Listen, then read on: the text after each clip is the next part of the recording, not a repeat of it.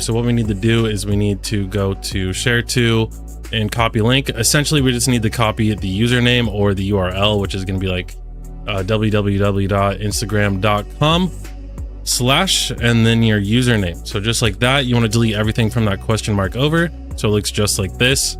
Yeah, they're telling you to do that right here.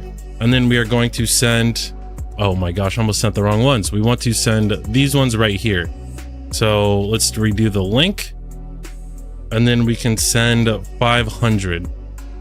Normally I send anywhere from 500 to 1,000 to you viewers in the videos. So congratulations to this person. We are going to send that through.